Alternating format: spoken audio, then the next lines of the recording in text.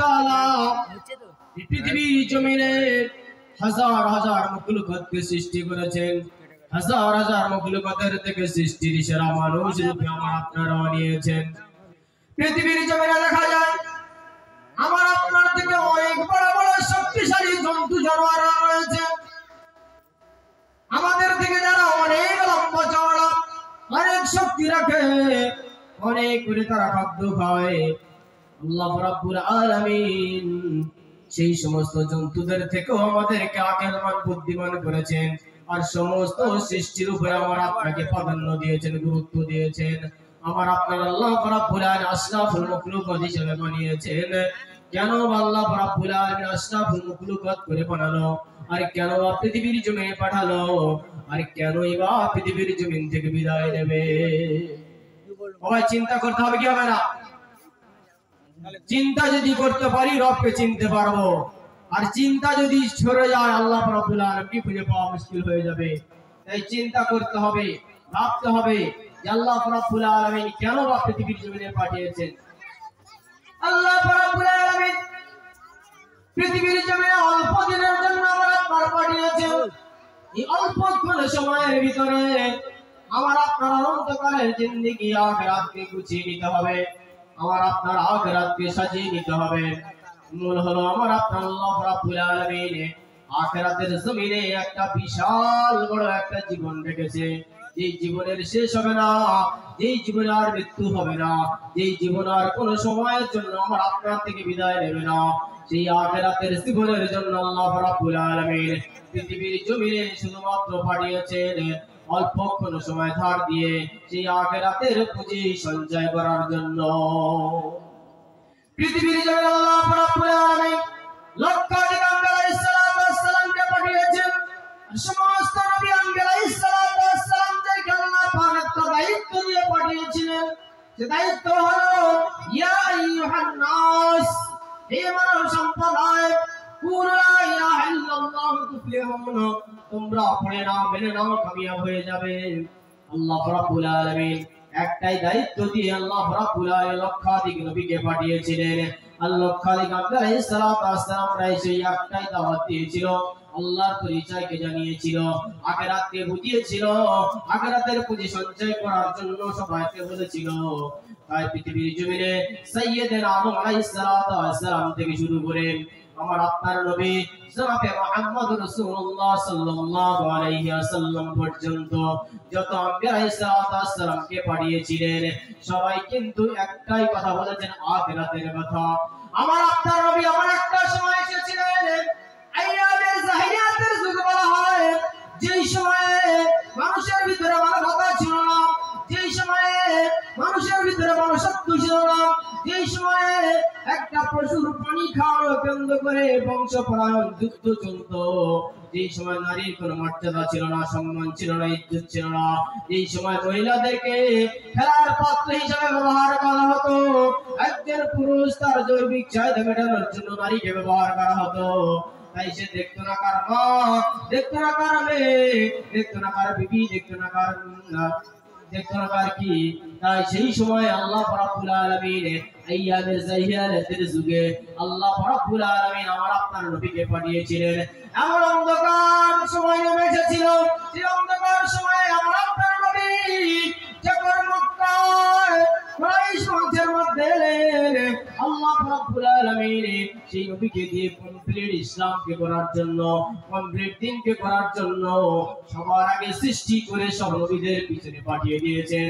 আল্লাহ রাসূল সাল্লাল্লাহু আলাইহি ওয়াসাল্লাম ওই মক্কার জমিনে তিনি এলেন, এসব অক্লান্ত মেহনত করে দিন রাত ফিকির করে মানুষের ভিতরে কিভাবে মানবতা ফিরে আসে, মানুষের ভিতরে কিভাবে মনুষ্যত্ব ফিরে আসবে, মানুষ কি করে আল্লাহকে চিনবে, মানুষ কি করে আখিরাতকে চিনবে, মানুষ কি করে মানুষ হতে পারে, এই চিন্তা চেতনা নিয়ে আল্লাহ রাসূল সাল্লাল্লাহু আলাইহি ওয়াসাল্লাম বাল্যকাল থেকে চিন্তায় চিন্তিত ছিলেন। এমনকি নবী সাল্লাল্লাহু আলাইহি ওয়াসাল্লাম ভূমিষ্ঠ হওয়ার পর থেকে উম্মতের ফিকির করেছেন। বলো সুবহানাল্লাহ। আল্লাহ রাসূল সাল্লাল্লাহু আলাইহি ওয়াসাল্লাম মক্কার জমিনে আসার পরে আল্লাহ রাসূল মেরাজের মাঝে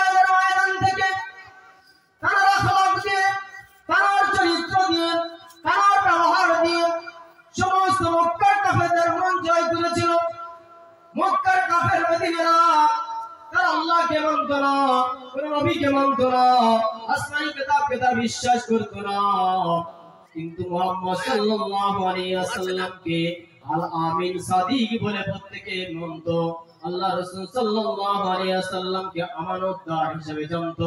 তাই মক্কার কাফের বেদিনেরা রাসূলুল্লাহ সাল্লাল্লাহু আলাইহি ওয়াসাল্লামের কাছে তাদের আমানতগুলো রেখে যেত। আল আমিন বলে আখ্যায়িত দিয়েছিল মক্কার কাফেররা বেদিনেরা। আল আমিন বলে তারা সাক্ষ্য দিয়েছিল আল্লাহ রাসূলকে তারা অত্যন্ত ভালোবাসতো, পছন্দ করতেন। একজন আল্লাহ রাসূল সাল্লাল্লাহু আলাইহি ওয়াসাল্লাম মক্কার কাছে কাজ করলেন, ডাক দিয়ে বলল, হে মক্কাবাসীরা, আমি যদি এখন তোমাদেরকে বলি যে পাহাড়ের ওপারে শত্রু অপেক্ষা করছে তোমাদের জন্য, এখন তোমরা বলো আমার কথা বিশ্বাস করবে কি না? মক্কার কাফেরেরা বলল, অবশ্যই আমরা জানি আপনার জীবনে একটা মিথ্যা কথা বলেননি, আপনি মিথ্যা কথা বলতে পারেন না, আপনি যেটাই বলবেন সেটাই সত্য। যদি বলেন ওপারে শত্রু আছে তো শত্রু আছে। আল্লাহ রাসূল সাল্লাল্লাহু আলাইহি ওয়াসাল্লাম তখন বলল, পাহাড়ের ওপারে শত্রু আছে এ কথা বললে তোমাদের যেমন বিশ্বাস হবে, আমি মুহাম্মদ বলছি আমাদের জীবনের ওপারে এমন একটা জীবন লুকিয়ে আছে, মহা কঠিন জীবন, ভয়ঙ্কর জীবন, অনেক লম্বা জীবন, যে জীবনের শুরু আছে তার শেষ নেই। সেই জীবনের জন্য কিছু পুঁজি সঞ্চয় করতে হবে, সেই আখিরাতের জমিনের জন্য তোমাদের প্রস্তুতি হতে হবে, এক আল্লাহকে মানতে হবে, আর জামানার রাসূল আমি নবী আমাকে মানতে হবে। এই কথা শোনার সঙ্গে সঙ্গে মক্কার কাফেররা প্রত্যেকে বলল, ও মুহাম্মদ, বলে তুমি এই কথা বলার জন্য আমাদেরকে ডেকেছো? আমাদের বাপ-দাদা 14 পুরুষ প্রত্যেকে তারা 365টা দেবতার ইবাদত বندگی করে আসছে, আর আপনি নাকি না এখন তুমি বলছো এক কথাকে মেনে নিতে হবে, আর জামানার রাসূল তুমি তোমাকে মানতে হবে। নবী করার জন্য আল্লাহ বুঝি আর কাউকে পেলেন না, তোমাকে পেয়েছে। ওই কথা বলে তারা টিটকারি করে উপবাক্য বলতে বলতে সেইখান থেকে বিদায় নেয়। যখন তারা মানতে চায়নি, আল্লাহ রাসূল সাল্লাল্লাহু আলাইহি ওয়াসাল্লাম চিন্তিত হয়ে পড়লেন, বিস্মিত হয়ে পড়লেন। মক্কার কাফেররা কোনো মতে মেনে নিতে চায়নি। যখন আখিরাতের কথা বলেছে, আল্লাহর কথা বলেছেন, যখন ইসলামের কথা বলা হয়েছে, তখন তারা মানতে চায়নি। সেই মুহূর্তে সেই সময় আল্লাহ রাব্বুল আলামিন পবিত্র কালামুল্লাহ শরীফের মধ্যে একটা সূরা অবতীর্ণ করলেন। আল্লাহ রাব্বুল আলামিন তিনি জানাচ্ছেন, আম্মা ইয়াতাসাআলুন। এই সূরাটা অবতীর্ণ হয়েছিল তখন। ভাইরা আমার, খুব মনোযোগ সহকারে শুনবেন যে আল্লাহ রাব্বুল আলামিন সূরা নামার ভিতরে আখিরাতের কি হবে তিনি বয়ান করেছেন। সম্পূর্ণ আখিরাতের কথা সূরা নামাতে, সূরা নাজিয়াতে তিনি ঘোষণা করে দিয়েছেন। এজন্য আখিরাতকে সামনে রেখে আমার আপনার জীবন পরিচালিত করতে হবে, আখিরাতকে সামনে রেখে আমাদের প্রত্যেকের চলতে হবে। সেই আখিরাত আল্লাহ রাব্বুল আলামিন শুধু টার্গেট একটাই, যে মানুষ কি করে আল্লাহ রাব্বুল আলামিনের ইবাদত বندگی করে তারা আখিরাতের জীবনে কামিয়াব হতে পারবে। সেই জন্য আল্লাহ রাব্বুল আলামিন সূরা নাম অবতীর্ণ করলেন। আম্মা ইয়াতাসাআলুন, হে নবী এরা পরস্পরে কি আলোচনা করছেন? আনিন নাবাইল আযীম, সেই মহা সংবাদ সম্পর্কে কি? মহা সম্বন্ধ সম্পর্কে বলতে আখিরাতের বিশাল ঘোষণা করা হয়েছে, আসলে আখিরাতের দিনের কথা বলা হয়েছে। আখিরাতের ময়দানটা এমন হবে, এমন কঠিন হবে, এমন ভয়ঙ্কর হবে, এমন ভয়াবহ হবে। আখিরাতের ময়দানটা হবে অনেক লম্বা চওড়া। আখিরাতের দিয়ে আদম আলাইহিস সালাম থেকে শুরু করে আর এখনো পর্যন্ত যত মানুষ কবরস্থান হয়ে গিয়েছে প্রত্যেক মানুষকে, আর এখন থেকে শুরু করে কিয়ামত পর্যন্ত প্রত্যেক মানুষকে আল্লাহ রাব্বুল আলামিন একটা ময়দানে খাড়া করবেন। আর সেই একটা ময়দানে খাড়া করে নিয়ে প্রত্যেকটা মানুষের জীবনের সমস্ত কিছুর হিসাব কিতাব সেই দিন নেওয়া হবে। যেই দিন মহাবিচারের দিন সূর্য মাথার উপরে নেমে আসবে, সূর্যের 12টা দিক দিক হবে, সেই দিন মানুষের পরনে কোনো কাপড় থাকবে না। সেই দিন সূর্যের 12টা দিকের কারণে মাটিগুলো ফুটতে ফুটতে তাওয়ার মতো লাল হয়ে যাবে, মানুষের মাথার গিলুগুলো টকপক টকপক করে ফুটতে থাকবে। সে মহা কঠিন হাসরের দিনে মানুষ একটাও কদম তুলতে পারবে না, পাও তুলতে পারবে না, যতক্ষণ পর্যন্ত তার হিসাব কিতাব শুরু হয়ে যাবে। আল্লাহ রাব্বুল আলামিন সেই দিনের কথা বলতে গিয়ে সূরা নাবার ভিতরে বয়ান করলো আনিন নাবাইল আযীম। আযীম মানে বড় সংবাদের সম্পর্কে আল্লাহ রাসূলের বড় সংবাদ সম্পর্কে যখন ঘোষণা করলো কাফেররা মেনে নিল না। আল্লাহ রাব্বুল আলামিন সে আখিরাতের ব্যাপারে পরিষ্কার করে সূরার মধ্যে জানিয়ে দিয়েছেন। আখিরাতের ময়দানে মহা কঠিন দিন হবে, পুরো জায়গায় ছাওয়া থাকবে না, এক আল্লাহর আরশ ছাড়া আল্লাহর আরশের মহল্লার যে ছাড়া কোনো জায়গা ছাওয়া মিলবে না। সেই সময় মানুষ কাতারে কাতারে পারে পারে সময় এক কাতারে দাঁড়িয়ে থাকবে। এক সময় আল্লাহ রাসূল সাল্লাল্লাহু আলাইহি ওয়াসাল্লাম মা আয়েশার কাছে বয়ান করছিল আখিরাতের ব্যাপারে। মা আয়েশা সিদ্দিকা রাদিয়াল্লাহু তাআলা আনহা বলেন, ইয়া রাসূলুল্লাহ, ইয়া হাবিবাল্লাহ, কেমন লজ্জাজনক ব্যাপার, আখিরাতের ময়দানে কোটি কোটি মানুষ থাকবে, কোটি কোটি মানুষের ভিতরে উলঙ্গ অবস্থায় উঠবে। ইয়া রাসূলুল্লাহ, ইয়া হাবিবাল্লাহ, কেমন লজ্জাজনক ব্যাপার। আল্লাহ রাসূল সাল্লাল্লাহু আলাইহি ওয়াসাল্লাম তিনি বললেন, এমন ভয়ঙ্কর সময় হবে মানুষ তার কোন পরিমাণ কারোর হাঁটু পর্যন্ত, কারোর দুর্গার পর্যন্ত, কারোর কোমর পর্যন্ত, কারোর গলা পর্যন্ত এমন করে ঘামে সাঁতার কাটতে থাকবে। ওই মহা কঠিন হাসরের দিনে কেউ কারোর চিনবে না, তখন নারী পুরুষ বলে কেউ আর নিচের দিকে তাকানোর সুযোগও পাবে না।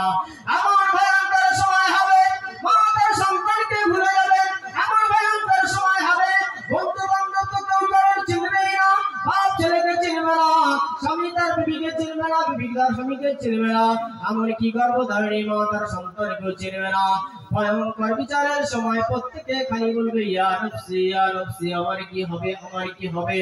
সেই মহা কঠিন হাসরের দিনে ওই ব্যক্তি তো কামিয়াব হতে পারবে, কল্যাণময় হতে পারবে যেই ব্যক্তি দুনিয়াতে ওই আখিরাতের ভয়কে সামনে রেখে আল্লাহ রাব্বুল আলামিনের হুকুম মোতাবেক চলবে, আল্লাহ রাসূলের সুন্নাত তরিকা মোতাবেক চলবে, আখিরাতের সামান তৈরি করে নিয়ে যাবে। ওই ব্যক্তি নাজাত পাবে, যার ঈমান আর আমল মজবুত হবে। বাকি সমস্ত ব্যক্তিরা পেরেশানির মধ্যে পড়ে যাবে। ওই ভয়ঙ্কর সময়ের কথা আল্লাহ রাব্বুল আলামিন সূরা নাবার ভিতরে বয়ান করে জানিয়ে দিয়েছেন। আল্লাহ রাব্বুল আলামিন তিনি বলেছেন, আনিন নাবাইল আযীম, মহা সংবাদ সম্পর্কে কি তারা জিজ্ঞাসাবাদ করছে? আল্লাযী হুম ফীহি মুখতালিফুন, অবশ্যই তারা জানতে পারবে। সুম্মা কাল্লা সায়ালামুন, শীঘ্রই তারা জানতে পারবে, অর্থাৎ খুব তাড়াতাড়ি তারা জানতে পারবে। তাদের জীবনের সমস্ত কার্যগুলি তাদের সামনে আনা হবে, সমস্ত কিছু তাদের সামনে ভিডিও প্রদর্শন আনা হবে, জীবনের কোথায় কি করেছে না করেছে আল্লাহ রাব্বুল আলামিন তিনি পবিত্র কোরআনে বিভিন্ন জায়গায় কথা বলেছেন। সূরা জিলজালার মধ্যে জানিয়েছেন, আমাইয়া আমাল মিসকাল যাররাতিন খায়রান ইয়ারা আমাইয়া আমাল মিসকাল যাররাতিন শাররান ইয়ারা। আল্লাহ পাক কার উপর বিচার করবে না। আল্লাহ রাব্বুল আলামিন প্রত্যেক ব্যক্তির উপরে তিল তিল করে হিসাব গ্রহণ করবে। কোন ব্যক্তি যদি যারা পরিমাণ নেক কাজ করে, কিয়ামতের দিন তাকে দেখানো হবে সর্বপ্রথম তুমি এই নেক কাজটা করেছিলে, এর বদলা তুমি নিয়ে নাও। সর্বপ্রথম তাকে দেখানো হবে। আর যে ব্যক্তির আয় পরিমাণ অর্থাৎ যারা পরিমাণ বদ কাজ করেছে, সর্বপ্রথম তাকে দেখানো হবে, তারপরে তাকে শাস্তি ঘোষণা করা হবে। আল্লাহ রাব্বুল আলামিন সেই মহাদিনের ব্যাপারে আল্লাহ রাসূল সাল্লাল্লাহু আলাইহি ওয়াসাল্লামকে সূরা নাবার ভিতরে বয়ান করেছে। এখনো পর্যন্ত রেকর্ড রয়েছে কালামুল্লাহ শরীফের মধ্যে 30 পারার একদম প্রথম সূরা নাবা। এই সূরার ভিতরে আল্লাহ রাব্বুল আলামিন আখিরাতের সম্পূর্ণ বয়ানটা তিনি করে গিয়েছেন। আল্লাহ সুবহানাহু ওয়া তাআলা মানুষকে বোঝানোর জন্য, আমার আপনার বোঝানোর জন্য, আমার আপনার সঠিক রাস্তা ধরার জন্য পৃথিবীর জমিনে আল্লাহ রাব্বুল আলামিন আম্বিয়া আলাইহিস সালাতু ওয়াস সালামদেরকে পাঠিয়ে সমস্ত বলি আপনাদেরকে পাঠিয়ে বিভিন্ন জায়গা বিভিন্ন কায়দা বিভিন্ন ভাবে আমার আপনাকে বুঝিয়েছেন। তাই আল্লাহ সুবহানাহু ওয়া তাআলা আমার আপনার প্রত্যেকের হিসাব গ্রহণ করবে। প্রাণের ভাইরা আমার, কেউ আমি আপনি ছাড় যাব না, কেউ আমি আপনি প্রত্যেকে আল্লাহ রাব্বুল আলামিনের কাছ থেকে নাজাত পেতে গেলে আমি আপনি কেউ যদি আল্লাহর ইবাদত বন্দেগী থেকে দূরে সরে থাকি তাহলে আল্লাহ রাব্বুল আলামিনের কাছে আমি আপনি প্রত্যেকে পাকড়াও হয়ে যাব। ঠিক না? ভাই, আমরা যদি পৃথিবীর জমিনে আল্লাহ রাব্বুল আলামিনের হুকুম মোতাবেক না চলি, আল্লাহর আদেশ যদি না মেনে চলি, নিষেধ যদি না মেনে চলি, হিসাব দিতে হবে কিনা? এই হিসাবের ব্যাপারে মক্কার কাফেররা তারা বিরোধ ছিল। তারা বলতো হাটে বাজারে গ্রামগঞ্জে যখন রাসূল সাল্লাল্লাহু আলাইহি ওয়াসাল্লাম আখিরাতের কথা বলল তখন মক্কার কাফেররা তারা বলতে থাকে যে আমরা আমাদের বংশ পরায়ণ শুনে এসেছি মানুষ মরে গেলে আর কিছু থাকবে না, মানুষ মরে যাওয়ার পরে সব শেষ হয়ে যাবে, যার হাড্ডিগুলো পচে গলে শেষ হয়ে যাবে। আবার মুহাম্মদ নতুন করে কি শোনাতে যাচ্ছে, মানুষ মরে গেলে আবার জীবিত হবে, মানুষের আবার হিসাব কিতাব হবে। এই কেমন কথা শুনেছিস? এখানে গুজব ওখানে গুজব, বিভিন্ন জায়গা মানুষ আলোচনা নেমে গিয়েছে। আল্লাহ রাব্বুল আলামিন সেই মুহূর্তে ওই সূরা অবতীর্ণ করেছে। আল্লাহ রাব্বুল আলামিন সেই কোরআনে নাট করে রেখেছে আমার আপনার বোঝার জন্য। ওই কোরআন আমার আপনার পড়তে হবে, কোরআন আমার আপনার বুঝতে হবে। ওই কোরআনের মধ্যে আল্লাহ রাব্বুল আলামিন বিভিন্ন ভাবে আল্লাহ রাব্বুল আলামিন বয়ান করেছেন। বিভিন্ন নবীদের জীবন কাহিনী কোরআনের মধ্যে এসেছে। আল্লাহ রাব্বুল আলামিন শুধুমাত্র আমার আপনার জীবন ব্যবস্থা সঠিক করার জন্য 25টা নবীর জীবন কাহিনী আল্লাহ রাব্বুল আলামিন বলেছেন। কোরআনের মধ্যে 25টা নবীর জীবন কাহিনী এসেছে। তার মধ্যে এসেছেন একটা সুলাইমান আলাইহিস সালাম। তিনি ছিলেন একজন নওজোয়ান, সারা পৃথিবীব্যাপী তিনি বাদশা ছিলেন। তিনি এমন বাদশা ছিল যে পৃথিবীর জমিনের সমস্ত মখলুকের সমস্ত সৃষ্টিকুলের ভাষা তিনি বুঝতেন। তিনি এমন একজন নবী ছিলেন যেই নবী সমস্ত মখলুকের ভাষা বুঝতো, বাতাসের ভাষা বুঝতো, পানির ভাষাও বুঝতো, এমনকি সমস্ত সৃষ্টিকুলের ভাষাও তিনি বুঝতেন। সুলাইমান আলাইহিস সালাম নওজোয়ান অবস্থায় তিনি বাদশাহী খেলাফত পেয়েছিলেন। ওই সুলাইমান আলাইহিস সালামকে তার প্রহরীরা বলছেন, সেনাবাহিনীরা বলছেন যে জনাব আপনি বিবাহ শাদী কি করবেন না? ভাই কি বলছে? সুলাইমান আলাইহিস সালাম একজন বাদশা আর তার বিবাহ করার জন্য বলছে। সুলাইমান আলাইহিস সালাম বললেন ঠিক আছে, তোমরা পত্রী দেখো, গুণগুলো বলে দেওয়া হারাম। সেই গুণগুলো দেখে যারা সুলাইমান আলাইহিস সালামের জন্য পত্রী দেখতে গিয়েছে গুণের সঙ্গে পেল না। অনেক দিন হয়ে গেল, বলল আপনাকে আর বিবাহ করতে হবে না। এই গুণের কথা শুনতে শুনতে একজন জেলে তার কানে এসে যায়। জেলে এখন ঘরে গিয়ে তার বিবির কাছে আলোচনা করছে, জানো বাদশা সুলাইমান আলাইহিস সালাম তার বিবাহের প্রস্তাব দিয়েছে, কিন্তু যেই কোয়ালিটির মেয়েদের খুঁজতেছেন এই কোয়ালিটির মেয়ে তো খুঁজে পাওয়া যায়নি। দেখো না, আমাদের কন্যাকে যদি সুলাইমান আলাইহিস সালামের সঙ্গে বিবাহ দেওয়া হয় তাহলে কতই না আমাদের ভাগ্য চমকে যাবে। কাল কিয়ামতের ময়দানে সুলাইমান আলাইহিস সালামের সঙ্গে আমরা জান্নাতে প্রবেশ করতে পারবো। স্বামী স্ত্রী আলোচনা করছে, এমন সময় কন্যা সন্তান ঘরের ভিতর থেকে শুনেছে, শোনার পরে চুপচাপ। এমন সময় মা তার মেয়েকে মাথায় তেল দিতে আর এই কথা বলছে, মা তুমি জানো তোমার আব্বা এই কথা বলতেছিল সুলাইমান আলাইহিস সালাম এই দেশের বাদশা, এই বিবাহ করবে, তার ভিতরে এইরকম কোয়ালিটি গুলো থাকলে তারপরে সে বিবাহ করবে সেই মেয়েকে। মেয়ে তখন বলল, মা এই গুণগুলো তো আমার ভিতরে আছে। এই কথা শোনার সঙ্গে সঙ্গে মা এক থাপ্পড় মারল মেয়েকে। তোমার সাহসী একটা জেলের মেয়ে হয়ে একজন পয়গম্বরের হাত ধরে তুমি হাত তুলছো, একজন পয়গম্বরকে বিবাহ করার জন্য তুমি প্রস্তাব দিচ্ছ, তোমার তো সাহস ভঙ্গ নয়। এক্ষুনি যদি সুলাইমান জানতে পারে তাহলে গর্দনে তার থাকবে না, ধর থেকে গর্দন আলাদা করে দেবে। মেয়ে তখন কাঁদছে আর বলছে, আমার কি মনের ইচ্ছা আমি বলতে পারি না, কইতে পারি না। মা তাকে থাপ্পড় দিয়ে বন্ধ করে দিল মুখকে। এমন সময় সুলাইমান আলাইহিস সালামের দিকে তাওয়াজ্জুহ করছে, আর ওই কথাটা যখন ভেসে এলো সুলাইমান আলাইহিস সালামের রাজমহলে, যে একজন জেলের মেয়ে তোমাকে বিবাহ করার জন্য প্রস্তাব দিয়েছে। সুলাইমান আলাইহিস সালাম তো নওজোয়ান, রক্ত গরম হয়ে গেল। বলে কি, আমি একজন বাদশাহ, আমার কোয়ালিটি কি, আর একজন জেলের মেয়ে আমার বিবাহ করার জন্য বলে। সুলাইমান আলাইহিস সালাম পোষণ করলেন। এদিকে রাজমহলে আল্লাহ রাব্বুল আলামিন কি কৌশলটা খেলছেন দেখুন। সুলাইমান আলাইহিস সালামের হাতে একটা আংটি ছিল, যে আংটি যখন পরে থাকে তখন সমস্ত মখলুক তার কালো হয়ে থাকে।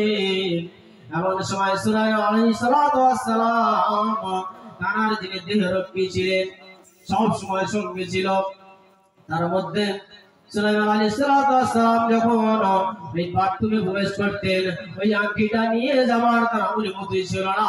ওই আংটির ভিতরে আল্লাহ রাব্বুল আলামিনের নাম খোদাই করা ছিল। তাই সুলাইমান আলাইহিস সালাম যখন বাথরুমে প্রবেশ করলো, আর বাথরুমে প্রবেশ করার পরে ওই আংটিটা তার হাতে দিয়ে প্রবেশ করলো বাথরুমে, আর বলে গেল, আমি যতক্ষণ পর্যন্ত না আসবো আংটিটা তুমি কারোর হাতে দিবে না। সুলাইমান আলাইহিস সালাম বাথরুমে রয়ে গেছে। এমন সময় একজন জিন সুলাইমান আলাইহিস সালামের রূপ ধারণ করে সেই ব্যক্তির কাছে এসে বলছে, আংটিটা দিয়ে দাও। এই ব্যক্তি তো চিনতে পারেনি। সুলাইমান আলাইহিস সালামের আংটিটা সেই জিনের হাতে দিয়ে দিল।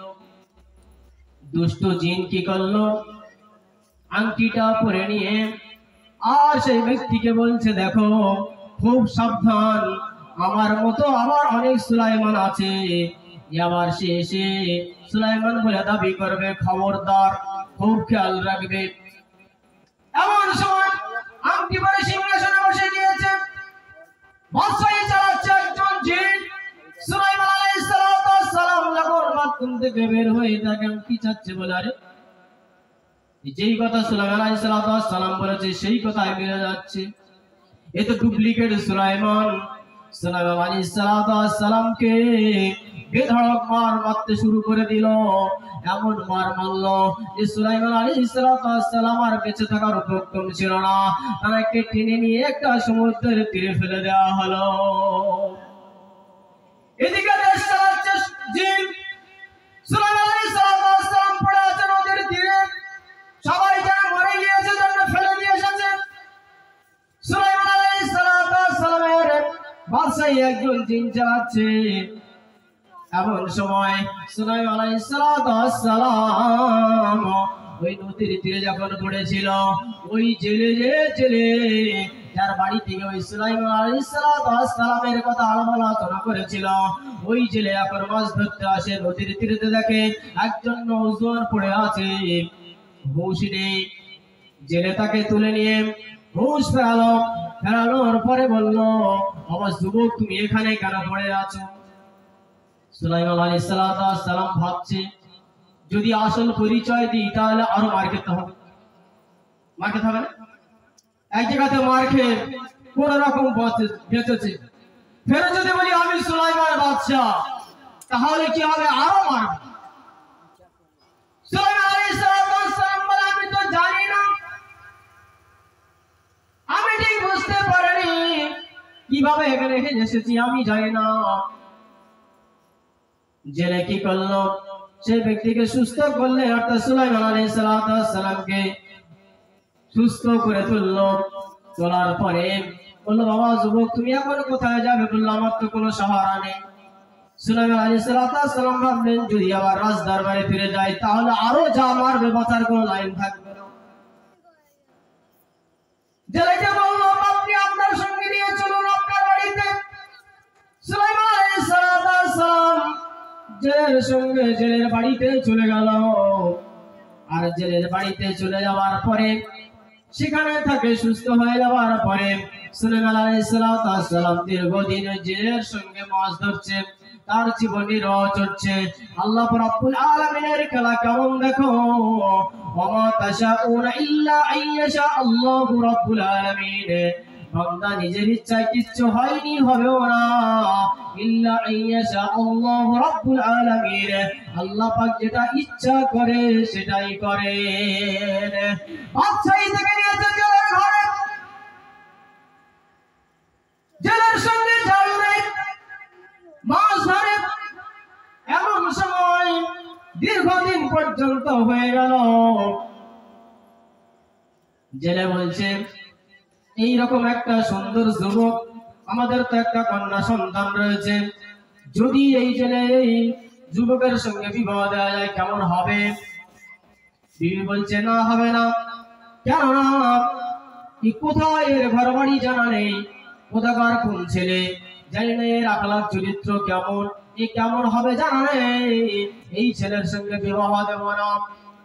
জেলে বলল দেখো, কন্যাকে তো বিবাহ দিতে হবে, তাই যদি এই যুবকের সঙ্গে যে অসুবিধা কি আছে? অনেক বোঝানোর পরে বিবিকে রাজি করা হলো, বিবাহ দেওয়ার জন্য প্রস্তাব দেওয়া হলো। সুলাইমান আলাইহিস সালাম বলল ঠিক আছে, আমি আপনার মেয়েকে বিবাহ করতে রাজি। এমন সময় বিবাহ দেওয়া হয়ে গেল। বিবাহ বন্ধনে আবদ্ধের পরে সুলাইমান আলাইহিস সালাম তখন সেই জেলের জামাই হয়ে গেল। আর জেলের জামাই হয়ে যাবার পরে আল্লাহ রাব্বুল আলামিন এমন বরকত দিয়ে দিল তার ঘরেতে, যেদিন জামাই হয়ে গেল আর সেই দিন তারপরের দিন যখন আবার মাছ ধরতে গেল, এতদিন ছিল যুবকের সঙ্গে সম্পর্ক কি, আর এখন হয়ে গেছে শ্বশুর আর জামাই। যখন নদীর তীরে চলে গেল, এদিকে দেশের অবস্থা খুব খারাপ, জিন যা মনে করছে তাই করছে। অল্প দিনের মধ্যে দেশের অবস্থা খুব খারাপের দিকে চলে গেল, খুব শোচনীয় অবস্থা হয়ে গেল।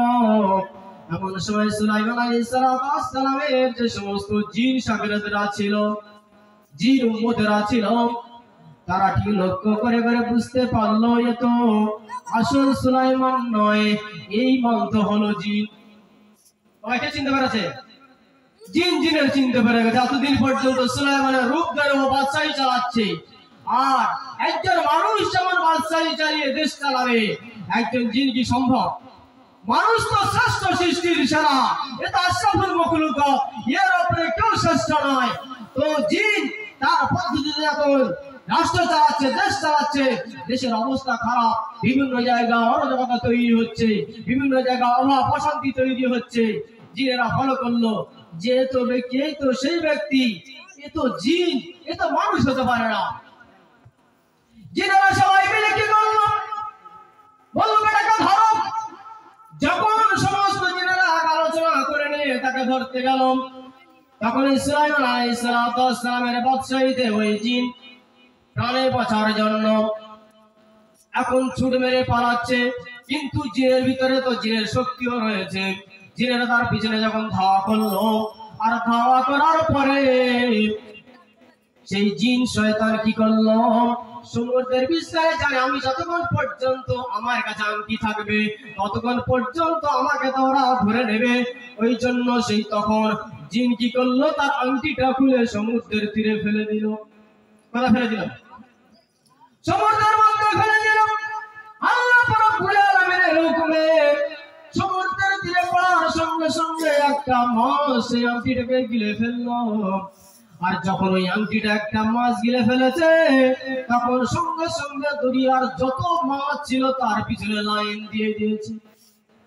সমস্ত মাছ পাগল। আংটি যখন যার কাছে থাকবে সবাই তার পাগল হয়ে থাকবে। তাই মাছের কাছে যখন আংটিটা এসেছে, দরিয়ার যত মাছ ছিল সবাই তার পিছনে পাগলের মধ্যে দৌড়াচ্ছে। এদিকে জেলের জামাই সমুদ্রের তীরে মাছ ধরতে গেল, এত পরিমাণে মাছ পেল, সেদিন এত লাভবান হয়েছিল, এত লাভবান হয়েছিল হিসাবের বাইরে। ওই একদিনের যা লাভবান হয়েছিল সারা জীবন ধরে জেলে অত মাছ ধরতে পারেনি, অত লাভবান হতে পারেনি। এমন সময় সমস্ত মাছগুলো নিয়ে যখন বাড়িতে এলো, আর বাড়িতে আসার আগে ওই যে কি করলো, বেঁচে বেঁচে একটা মাছ ঠিক করে রাখলো যে মেয়ে তো বিবাহ দিয়েছি, জামাইয়ের উপযুক্ত খাবার দিতে পারেনি, আজকে এই মাছটা নিয়ে গিয়ে জামাইয়ের জন্য খুব ভালো করে রান্না করে দিতে বলবো আমার মেয়েকে। জেলে কি করলো, ওই দিনের লাভের অংশগুলো সব নিয়ে একটা মাছ নিয়ে বাড়িতে চলে গেল। আর মাছটা যখন সেই মেয়ের হাতে পৌঁছে গেল, বললো মা আজকের দিনে মাছটা ভালো করে তুমি রান্না করে জামাইকে খেতে দেবে। এখন সেই মেয়ে কি করলো, অর্থাৎ জেলের মেয়ে সুলাইমান আলাইহিস সালামের বিবি, তিনি মাছটা যখন কাটা শুরু করে দিল, আর মাছ কাটতে কাটতে দেখা গেল কি সেই মাছের পেটের ভিতরে সে আংটিটা পাওয়া গেছে। বলো সুবহানাল্লাহ। ওই আংটি কোথায় ছিল আর কোথায় আসছে? ছিল কোথায় আর আসছে কোথায়? খেলছে কে? আল্লাহ রাব্বুল আলামিনের খেলা বোঝা খুব মুশকিল। তাই আল্লাহ রাব্বুল আলামিন তখন ওই মহিলা, ওই মেয়ে অর্থাৎ সুলাইমান আলাইহিস সালামের বিবি যখন আংটিটা পেয়ে গেল, পাওয়ার পরে বলছে আজকের তো আমার স্বামীর একটা আমি উপযুক্ত উপঢৌকন দেব। সেটা কি? সেই আংটি। সুলাইমান আলাইহিস সালাম বাসর রাতে প্রবেশ করল, বিবি বাসর রাতে স্বামী কাছে গেলেন। আর যাওয়ার পরে সুলাইমান আলাইহিস সালাম বলছে সত্যি করে বলবে তুমি তোমার জীবনে তুমি কি কারোর সঙ্গে প্রেম আলাপ করোনি?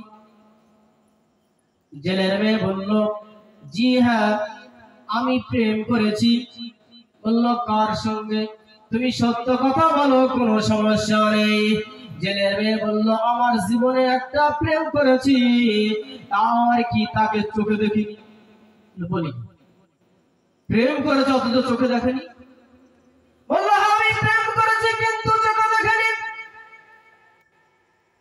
আমি অনেক ভালোবাসি সেই যুবককে, অনেক ভালোবাসতাম, যার কারণে আমার মা আমাকে থাপ্পড় মেরেছিল। বলল সে যুবকটার নাম কি? বলল যুবকটার নাম হলো সুলাইমান। সুলাইমান আলাইহিস সালাম তো হতবাক হয়ে যাচ্ছে, বলে কি যুবকের নাম সুলাইমান, আর তিনি হলেন একজন নবী, তিনি হলেন একজন বাদশা। সুলাইমান আলাইহিস সালাম ওদিকে পরিচয় লুকিয়ে রেখেছে, বলেনি। বললে তো আবার মার খাবে, মার খাবার ভয়তে বলেনি, পরিচয় লুকিয়ে রেখেছে ওখানে বলেনি। তাই সুলাইমান আলাইহিস সালাম বাসর ঘরে যখন বিবিকে প্রশ্ন করলো, বিবি বলল আমি তো প্রেম করেছি, তাকে চোখে দেখিনি, কিন্তু আমার ইচ্ছা আছে কিয়ামতের ময়দানে হলেও একদিন না একদিন হলেও ওই সুলাইমান আলাইহিস সালামকে কিয়ামতের দিন আমি তার সঙ্গে এই জন্য প্রেম করেছি, ওই কিয়ামতের দিন যাতে করে নাজাত পেতে পারে। আমি যদি তার বিবি হতে পারতাম তাহলে কিয়ামতের দিন তার সঙ্গে জান্নাতে প্রবেশ করতাম, এই জন্য আমি তার সঙ্গে প্রেম করেছি। অর্থাৎ চোখে দেখে এখনো পর্যন্ত। সুলাইমান আলাইহিস সালাম তো হতবাক হয়ে যাচ্ছে, বলে কি সুলাইমান থাকতে হয়তো আমি তো সেই সুলাইমান। এমন সময় বিবি কি করলো, বাসর রাতে এখন স্বামীকে একটা উপঢৌকন দেওয়ার জন্য বললো আমি তো তোমাকে কিছু দিতে পারিনি, আমি এখন তোমাকে একটা উপঢৌকন দিতে চাই। সুলাইমান আলাইহিস সালাম বললেন কি? বললো এই আংটিটা আমি তোমাকে দিতে চাই। যখন আংটিটা সুলাইমান আলাইহিস সালামের হাতে পরিয়ে দেওয়া হলো, সঙ্গে সঙ্গে সুলাইমান আলাইহিস সালাম তিনি পুনরায় বাদশাহী ফিরে পেয়ে গেলেন। সমস্ত মখলুক তার প্রেমে পাগল হয়ে গেল, সমস্ত মখলুক আবার পুনরায় তার কাছে চলে এলো। সুলাইমান আলাইহিস সালাম বুঝতে পারলো যে আমি বলেছিলাম না একটা জেলের মেয়েকে আমি বিবাহ করব কেমন করে। আল্লাহ রাব্বুল আলামিন তিনি ইচ্ছা করলে সবই কিছু করতে পারে। ওমা তাশাউনা ইল্লা আইয়াশা আল্লাহ রাব্বুল আলামিন। আলামিন তিনি যেটা ইচ্ছা করেন সেটাই করেন। আল্লাহ রাব্বুল আলামিন ওই সুলাইমান আলাইহিস সালামের দ্বিতীয়বার বাদশাহী ফিরিয়ে দিয়েছিল ওই সুলাইমান আলাইহিস সালামের বিবি অর্থাৎ ছেলের কন্যা। বলো সুবহানাল্লাহ।